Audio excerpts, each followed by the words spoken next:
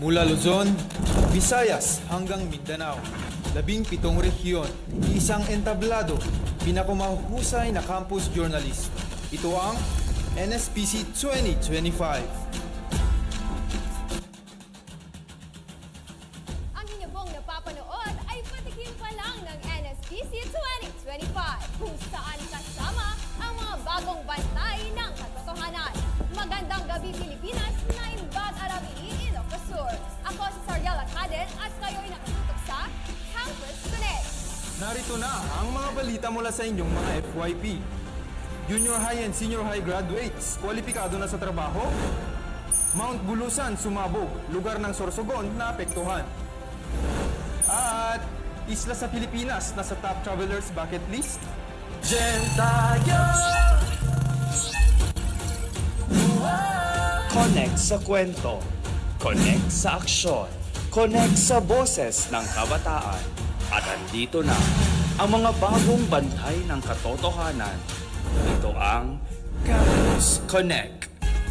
Good news mga konektada! Inilabas na ng DepEd ang Civil Service Commission Resolution number 2500229. Tayo'y makialam sa balitang yan kasama si Martina Adlaw live sa Bigan City. Martina, ano ang nilalaman ng resolution ito? Sariel, batid itong bigyan ng oportunidad ang mga junior at senior high school graduates para makakuha ng trabaho sa gobyerno. Nag-ikot-ikot kami at tinanong ang saloobin ng mga senior high school graduates tungkol dito. Isang high school graduate si Rister at para sa kanya, malaking tulong ito upang makahanap agad ng trabaho. Para habang nasa kolehiyo ako, natadagdagan ang income pati ang experience ko. Ano naman ang mga pwedeng pasuking trabaho ng mga high school graduates, Martina? Sariel, maaari na silang pumasok sa mga entry-level na posisyon sa gobyerno, kabilang ang gawaing clerical, technical, kasanayan at custodial. Maraming salamat, Martina Adlaw. Bulkhang bulot sa pinulaghang Sorsogon. Ating alamin ang buong detalye kay Kate Fuente. Madaling araw noong April 28, 2025, namataan ang pagsabog ng Bulkang Bulusan sa Sorsogon na umabot sa alert level 1. Ang nakitang dahilan ay ang paghalo ng tubig at lava sa ilalim ng lupa. Nagtagal ang pagputok ng 24 minutes at nagbuga ng 4,500 ash flames. Nagbabala ang otoridad at ayon sa datos, tinatayang 53 volcanic earthquakes ang naganap sa loob lamang ng isang araw.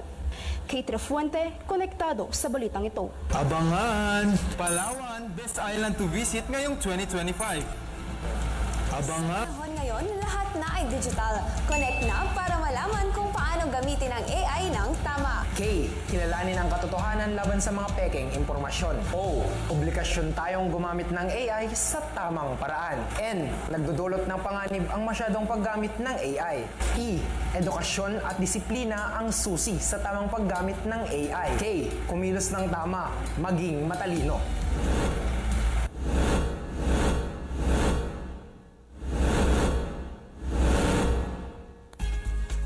Good news na naman mga kakonektada! Mukhang makakatipid na tayo sa mga bayarin sa kuryente. Tinatayang nasa 150 pesos ang maaaring maibawas para sa mga electricity bills ng mga residential customers ngayong buwan ng Mayo. Ang pagbabang ito ay dahil sa lower generation at transmission charges.